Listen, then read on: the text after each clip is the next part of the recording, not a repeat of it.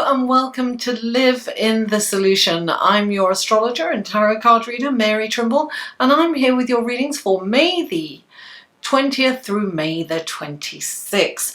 These readings come in three sections, by the way. The intro, the general astrology of the week, and then the tarot card section of your reading. And there will be skip times to each section in the description box below. Also, this is for your sun, moon and rising. So if you want to check out the other, your sun, moon and rising, you'll find all the links below. And that's links to Facebook. I have a Facebook group now that we can have a discussion in, and that's kind of fun. And the link to that is down below.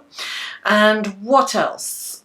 These are general readings, guys. So take what resonates and leave the rest. And if you would like a personal reading, then you can find that information below too. I'm coming up with a workshop. If you think you're ready to meet your spirit guide, you might want to check that out. More information on the dates for that, because I have to kind of look at the astrological aspects to put that together, and it'll be, anyway, all the information is below. Now, welcome if you're new. Thank you so much. I hope you enjoy these readings and I hope that you'll come back. And if you're coming back, guys, you're my heart. I really appreciate it. Thank you so much for your loyalty and your support. Another way to support my channel is through Patreon. That link is below and you can check that out also. Now, what else? I think that's it. Let's go to your reading, shall we? Hello everyone, and this is your general astrology section of your reading. Now, basically everything is happening on Tuesday. Tuesday the 21st is a huge day. First of all, the sun moves into Gemini at around 3:58, I think it is, 3:59 a.m. Eastern Standard Time. Now, the sun has been in Taurus, and that's kind of heavy. You know, Taurus is an earth sign. It's grounding. It's kind of heavy. Things slow down in Taurus. And then when it moves into Gemini, Gemini is an air sign. It's light. I mean, think of how much earth weighs to how much air weighs, right?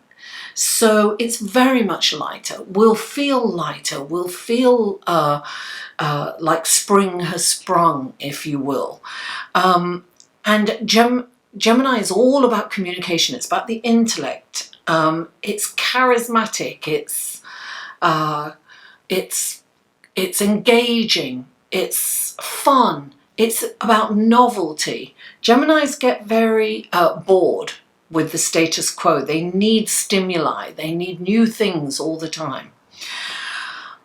So now Mercury, which is the ruling planet of Gemini, is also moving from Taurus into Gemini 3 hours later, right?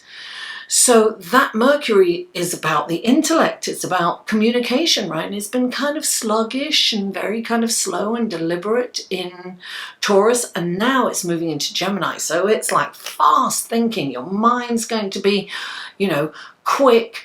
Your speech will speed up.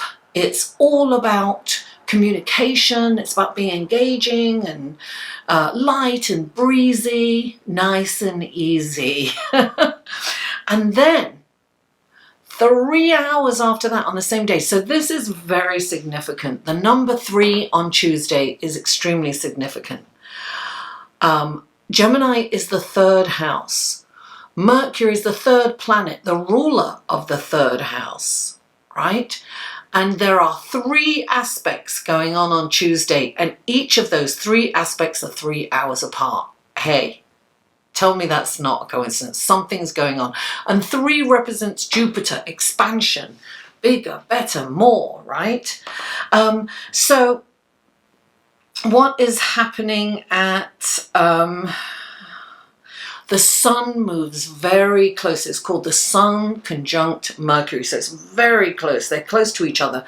And the symbolism from both planets are amplified, right? So it's about creation, creativity. It's about intellect, communication, charisma, being the center of attention, gregarious and social, and wanting something new. Now, just be careful not to let the ego dominate, right? So pull back a little bit if you feel that coming on. So that's your astrology reading. Let's go to your card, shall we? Hello Aries, and welcome to your reading for May the 20th through May the 26th. And I have been shuffling these off screen a little obsessively. I kind of got carried away and thought, oh God, I'll be here all night. I'm always here all night when I do these readings. Anyway, let's see what we have in store for you for this coming week. This is for Aries. Aries, what wonderful blessings, guidance, and helpful information can you give Aries for this coming week? 3 cards for Aries, please. 3 cards for Aries. 2 more cards for Aries, please. 2 more cards for Aries. Oh, there's 2. I don't want to mess that up. 1 more card for Aries, please. 1 more card. Oh, that almost wanted to come out but didn't. 1 more card for Aries. Oh, there it is. Okay. Now we have the clarifying cards, which I've also shuffled, but I'll do it 1 more time. These are clarifying cards for Aries for this coming week. Oh, I should turn those over so I know I'm clarifying. Oh, very nice cards, Aries. Very nice. Okay, let's clarify. Oh, lovely. Let's clarify. Oh, darling, there you go. And let's clarify. There you go. Beautiful. Let's look at your card, shall we? Okay. The first card out is the Fool. Clarifying the Fool is the Wheel of Fortune. Then we have the Queen of Water, the Queen of Cups, and clarifying that is the 7 of Wands. Then we have the 3 of Wands. Clarifying that is the Ace of Water.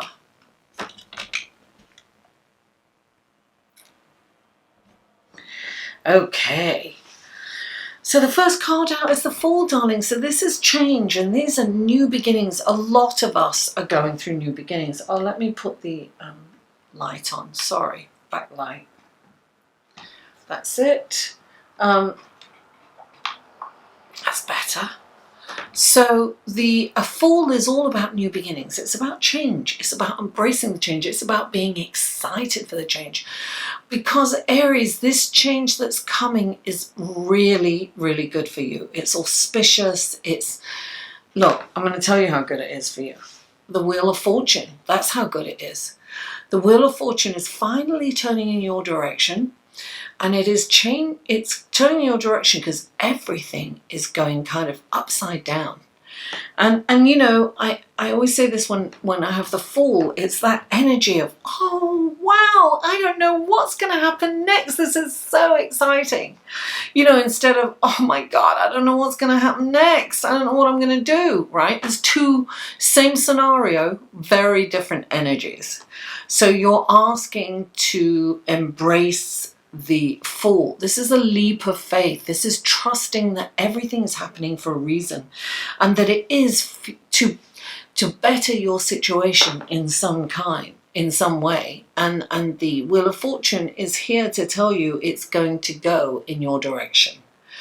And I always want to sing that song. I'm gonna make you love me. Oh, yes, I will. You know I will. Don't go. I just can't help myself. I'm sorry.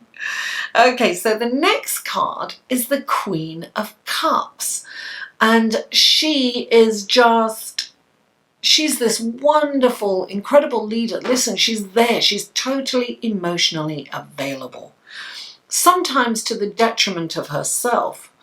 So when she comes up, it's saying, listen, take care of yourself. Don't forget, you need to take care of yourself before you can help someone else. Sometimes people help others so they don't have to look at their own stuff. You know, sometimes I do that. Sometimes it's easier to help other people than look at your own stuff, you know, because then you're like, oh, let me take the focus off my drama and let me focus on somebody else's drama. It's much easier. But the Queen of Cups is coming in and they're saying, listen, you can't help anyone unless you help yourself. You have to help yourself first before you can help anyone else. You know, it's the aeroplane when the oxygen mask comes down and you're supposed to put it on yourself before you can help anybody else, because you can pass out, right?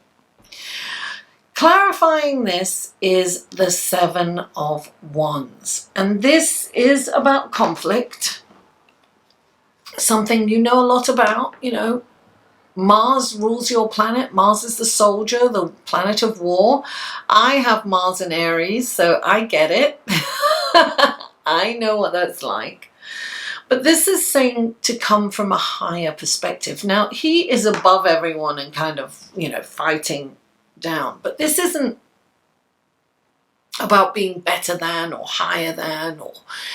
This is about standing up for your values. So, you know, sometimes it's standing up for the underdog. You know, if you see somebody being abused, it's not about putting yourself in danger, but it is about saying, you know, or doing something that's going to diffuse the situation. So even if you can't say anything and you're afraid for your life, then call the police or somebody that can handle it, whatever it is.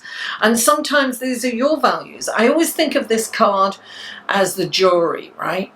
And, you know, it's the weekend and everybody just wants to go home. Nobody wants to be sequestered. So they're just going to, even if they don't truly believe that the person is guilty or not guilty, whatever it is, they're going to go with a majority just to get out of there, right? And sometimes there's one person that hangs the jury and they do it out of their own...